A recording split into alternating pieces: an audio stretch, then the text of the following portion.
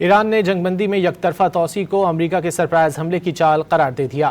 Speaker Baqir قالیباف کے مشیر مہدی محمدی نے واضح کیا کہ جنگ بندی کا مطلب حملوں کے لیے وقت لینا ہے۔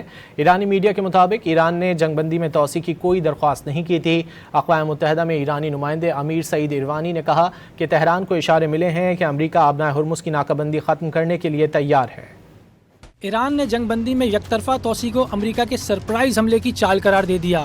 اسپیکر باقر قالیباف کے مشیر مہدی محمدی نے خبردار کیا کہ جنگ بندی کا مطلب حملوں کے لیے وقت لینا ہے۔ انہوں نے واضح کیا کہ جنگ بندی میں توسیع کی کوئی اہمیت نہیں، ہارنے والا فریق شرائط عائد نہیں کر سکتا۔ اب وقت آ گیا ہے کہ ایران شرائط رکھنے میں پہل کرے۔ ایران کی نیم سرکاری خبر ایجنسی تسنیم کے مطابق ایران نے جنگ بندی میں توسیع کی کوئی درخواست نہیں کی۔